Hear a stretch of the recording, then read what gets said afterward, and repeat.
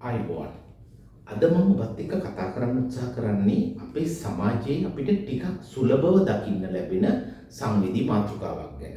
ඔබ දන්නවා අපේ සමාජයේ ඉන්නවා විවිධාකාර පුද්ගලයන් අතරේ Taman ජීවිතයේ යම්කිසි පරාජයක් ලබලා ප්‍රශ්නයකට මුහුණ දීලා මේ තත්ත්වෙන් ගැලවීමේ කිසිම උවමනාවක් නැතුව මට උරුම මේක තමයි. මේ මගේ කර්මය කියා ගනිමින් මේ ලැබපු ජීවිතේ පීඩාවන් තුල දිගින් දිගටම එයම දරාගෙන ජීවත් වෙන්න උත්සාහ කරන පුද්ගලයෝ. එයින් ගැලවිලා යන්න කිසිම උත්සාහයක් නොදරා මේ තුල ඇලි ගලි ඉන්න පුද්ගලයෝ. සමාජයේ සාමාන්‍ය අවබෝධය තුල අපි මේ වගේ පුද්ගලයින්ව විවේචනයට ලක් කරනවා. මේ හරි මෝඩ මිනිස්සෙක්, මේ මිනිස්සට තේරෙන්නේ නැහැ මේකින් මෙයාට ගැලවිලා යන්න පුළුවන් කියලා අපි හිතනවා. නමුත් ඇත්ත වශයෙන්ම මේ වගේ තත්වයකට පුද්ගලෙක් මුහුණ දීම පිටිපස්සේ තියෙන්නේ මේ පුද්ගලයාගේ මානසික දුර්වලතාවය, පෞරුෂයේ දුර්වලතාවයක් හෝ වෙන කිසියම්ම කාරණයක් නෙවෙයි. මේක පැහැදිලිවම මානසික කාරණයක්. ඒ කියන්නේ ඕනෑම පුද්ගලෙක් මේ තත්වයටපත් වෙන්න පුළුවන්. මේ තත්වය මනෝවිද්‍යාව තුළ හඳුන්වන්නේ learned helplessness. එහෙම නැත්නම් ඉගෙනගත් අසරණභාවය කියලා. ඇයි මේකට ඉගෙනගත් අසරණභාවය කියන්නේ? ඒ කියන්නේ අපි දිගින් දිගටම අසරණ වෙන ආකාරයේ අත්දැකීම් වලට මුහුණ දුන්නොත් අපේ බලාපොරොත්තු කඩ වෙන, අපි අසරණ වෙන තත්වයට දිගින් දිගටමපත් වුණොත් ඒ තුල පුද්ගලයේ ඒක ඉගෙනගෙන ඒක පිළි අරගෙන මට උරුම මේ අසරණභාවය තමයි කියලා පරාජය පිළිගන්න තැනකටපත් වෙනවා කියලා මනෝවිද්‍යාඥයෝ විද්‍යාත්මකව මේක ඔප්පු කරලා තිනවා. මේ ගැන ඇත්තටම හරිම වැදගත් පරීක්ෂණයක් කරලා තිනවා. මාටින් සෙලිග්මාන් කියලා ඇමරිකානු ජාතික විද්‍යාඥයෙක්. එතුමා මේ පරීක්ෂණවලදී පැහැදිලි කරලා පෙන්නනවා බල්ලන් කීප දෙනෙක් යොදාගෙන ඔවුන්ට ගැලවී යා නොහැකි ආකාරයේ වේදනාත්මක අත්දැකීම් ලබා දීලා මේ අත්දැකීම් තුළ ඔවුන් එක්තරා අවස්ථාවකදී වේදනාව කොයිතරම් අධික වුණත් ඔවුන් ඒ වේදනාව දරාගෙන නිහඬව සිටින්න ඔවුන් පුරුදු වෙනවා.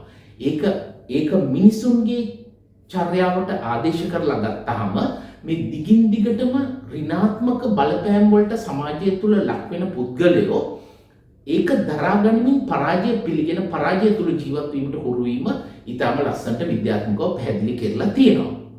එතකොට අපි මේක පිළිබඳව පොඩ්ඩක් සමාජීය උදාහරණ කිහිපයක් බලමු. අපිට එක උදාහරණයක් හැටියට ගන්න පුළුවන් පාසල් වල අසාර්ථක දරුවෝ. යම්කිසි දරුවෙක් Tamanගේ විෂයන් වල ලකුණු වලින් අඩු වෙලා ගුරුවරුන්ගේ දෝෂාරෝපණයට ලක් වෙලා මේ ආකාරයේ ඍණාත්මක බලපෑම් දිගින් දිගටම යම්කිසි දරුවෙකුට අත්විඳින්නට සිදු වුණොත් ඒ තුලින් මේ දරුවා මේ ඉගෙනගත් අසරණභාවය කියන මානසික තත්ත්වයටපත් වෙනවා. ඒ පත්වීම ඇතුලේ මේ දරුවා හිතන්න පෙළඹෙනවා නෑ. මට කොච්චර උත්සාහ කරත් මේකෙන් එහාට යන්න බෑ. මං වැඩ බැරි ළමෙක්. ඉතින් වැදගත්. පිළිගැනීමට ලක් වෙනවා මම වැඩ බැරි ළමෙක්. එතකොට මේ වැඩ පුළුවන් අනිත් දක්ෂ ළමයි එක්ක මට හැප්පෙන්න බෑ. මෙන්න මේ අත්හැර දැමීම නැත්තම් නොහැකියාව පිළිගැනීම කියන තැනට මේ පුද්ගලයාපත් වෙනවා. මේකම අපි දකිනවා රැකියා ස්ථානවල. යම් කිසි කෙනෙක් Tamanගේ රැකියාවේ වෘත්තීය දියුණුව දිගින් දිගටම අපේක්ෂාවෙන් වෙහෙසවිලා වැඩ කරලා නමුත් යම් කිසි හේතුවක් නිසා අසාර්ථක වෙනවා. මේක කිහිප වරක් එහෙම අසාර්ථක වෙනකොට මේ පුද්ගලයා හිතන්න පෙළඹෙනවා නෑ මට මීට වඩා ඉහළට යාමක් නෑ, මගේ තත්ත්වය මෙච්චරයි, මෙතනින් ගැලවෙන්න බෑ, මගේ ජීවිතේ ඉදිරි කාලේ මම මේ විදිහට මෙහෙමම ගත කරලා දානවා කියලා. ඒ වගේම තව ඊටාම වැදගත් උදාහරණයක් අපිට ගන්න පුළුවන් ආදර සම්බන්ධතා තුළ. ඔබ දන්නවා ආදර සම්බන්ධතා තුළ ඊටාම පීඩාවටපත් වෙලා සම්බන්ධතා පවත්වගෙන යන විශේෂයෙන්ම ගැහැණු ළමයි ඉතා විශාල ප්‍රමාණයක් ඉන්නවා. යම් ප්‍රමාණයක් පිරිමි ළමයිනුත් මේ තත්ත්වයටපත් වෙනවා. ඔවුන්ගේ සම්බන්ධතාවයේ පවත්වන අනිත් පාර්ශවයේ බොහෝ විට ඉතාම දැඩි ලෙස අනෙක් පුද්ගලයා පීඩාවටපත් කරන මානසිකත්වයෙන් යුතු පුද්ගලයෝ. මේ පීඩාවටපත් කරන මානසිකත්වයෙන් යුතු පුද්ගලයෝ මේ අනෙක් කෙනාව දිගින් දිගටම පීඩාවටපත් කිරීම ඇතුලේ ඔවුන් එක තැනකදී පරාජය පිළිගන්නවා. ඇත්තටම ඔවුන්ට මේ සම්බන්ධතාවයෙන් ගැලවී යාමට කිසිදු බාධාවක් නැහැ. බාහිරින් බලන පුද්ගලයෙකුට ඉතාම පැහැදිලිව පේනවා මේ පුද්ගලයාට මේ සම්බන්ධතාවයෙන් ගැලවී යන්න ඕනි තරම් අවස්ථාවක් තියෙනවා. නමුත් කිසි ලෙසකින් උත්සාහ දරන්නේ නැහැ. මේ උත්සාහ නොදරා ඔවුන් පරාජය පිළි අරගෙන මට උරුම ආදරේ මේක තමයි, මට උරුම ජීවිතේ මේක තමයි, මේක මගේ කර්මය වෙන්න ඇති කියලා මේ පරාජය පිළි අරගෙන මේ තුල ජීවත් වෙන්න උත්සාහ කරනවා. එතකොට දැන් මේ ආකාරයට මේ පරාජය පිළිගෙන ජීවත් වීමේ ඇති නරක පැත්ත මොකක්ද? එකක් ඔබට ඉතාම පැහැදිලි මේ පුද්ගලයාගේ ජීවිතයේ ඉදිරි දියුණුව මේ පුද්ගලයාට සත්‍ය වශයෙන්ම ලැබිය හැකි ජයග්‍රහණ ගොඩක් මේ පුද්ගලයාට මගහැරෙනවා. අනික් එක මේ තත්ත්වයටපත් වෙච්ච පුද්ගලයෙක් මේ පීඩාව තුළ දිගින් දිගටම සිටීම ඇතුලේ ඔහු ඇය විසින් පිළිගෙන මට උරුම පරාජයයි කියලා පරාජය තුළ දිගින් දිගටම ජීවත් වීම ඇතුලේ මේ පුද්ගලයා අපි දන්නවා ડિප්‍රෙෂන් කියන නැත්නම් විෂාදය කියන මානසික තත්වයට පත් වෙන්න පුළුවන්. එහෙම නැත්නම් තවත් ඒ වගේ එවැනි රෝග තත්ත්වයක් තියෙනවා අපි කියනවා PTSD කියලා, පශ්චාත් කම්පන ක්ලමතාක්‍රමිකතාව කියලා මනෝවිද්‍යාවේ හඳුන්වන්නේ. මේ තත්වයට මේ පුද්ගලයා පත් වෙන්න පුළුවන්. ඉතින් එතකොට මේ වගේ තත්වයකට පත් වුනහම මේක පැහැදිලිවම ප්‍රතිකාර අවශ්‍ය කරන මානසික තත්ත්වයක්. ඒ තත්ත්වයෙන් මේ පුද්ගලයාව මුදාගෙන ඉදිරියට ගෙනියන්න ප්‍රතිකාර කිරීම අපිට කරන්නට සිද්ධ වෙනවා. එතකොට දැන් අපි මේ කතා කරගෙන ආපු මේ ඉගෙනගත් අසරණභාවය, ඉගෙනගත් අසරණභාවයට පත් පුද්ගලෙක් එයින් මුදා ගැනීම කල නොහැකි දෙයක්ද?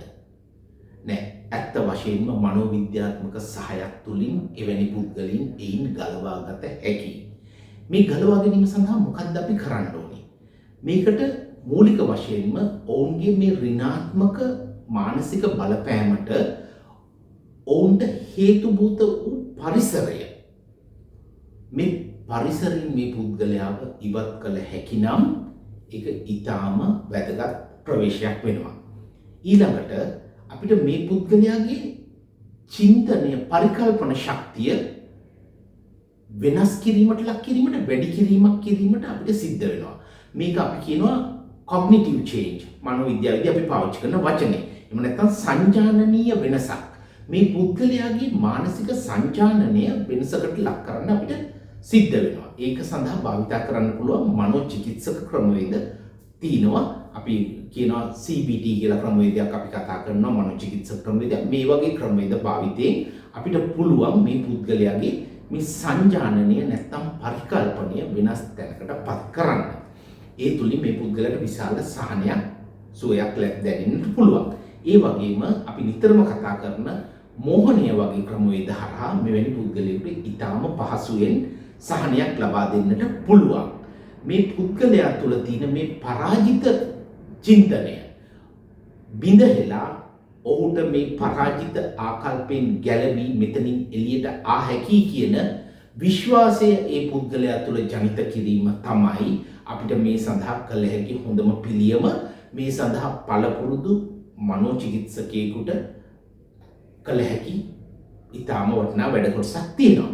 ඉතින් ඔබ සමාජයේ යම්කිසි කෙනෙක් දකිනවා නම් මෙවැනි ඉගෙනගත් අසරණභාවයට පත් වෙලා ඉන්න, ඔබ දැනගත යුතුයි මේ පුද්ගලයා පිළිගත්තත් නැතත් ඔහු මේ විඳවමින් ඉන්නේ ගැලවී යා හැකි අපායකි. මේ මානසික පීඩනය ඔහු තුළ ඇත්තටම ඔහු ජීවත් වෙන්නේ අපායක. එය ගැලවී යා හැකි අපායක් මිස ඔහුව යම්කිසි කර්මයක් විසින් පත් කර ඇති අපායක් නෙවෙයි. ඉතින් ඔබ තුලත් යම්කිසි මේ ආකාරයේ ඉගෙනගත් අසරණභාවයක් තියෙනවා නම්, නැත්නම් ඔබ දන්න කියන කෙනෙක්ගේ තුල මේ අසරණභාවය තියෙනවා නම් ඔවුන්ට උදව් වෙන්න. කොහොමද ඔබ උදව් වෙන්නේ? ඔවුන්ව ප්‍රතිකාර සඳහා යොමු කිරීම. ප්‍රතිකාර සඳහා යොමු කිරීම හරහා අනිවාර්යයෙන්ම ඔවුන්ට ඒ තත්ත්වයෙන් මිදී වඩා යහපත් ජීවන රටාවකට යොමු වෙන්න පුළුවන්. ඔබට ඒකට උදව් කිරීම තුළ ඇත්තටම ඔබ කරන්නේ ලොකු පිනක්. ඉතින් අපි මේ වගේ දේවල් ගැන දැනුවත් වෙමු.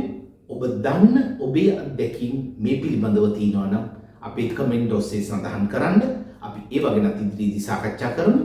එහෙමනම් අපි තවත් මේ වගේ ඔබේ ජීවිතයට වැදගත් වෙන මනෝවිද්‍යාත්මක කාරණා ටිකක් එක්ක ඉදිරියේදී හමු වෙමු. එහෙමනම් බොහොම ස්තුතියි.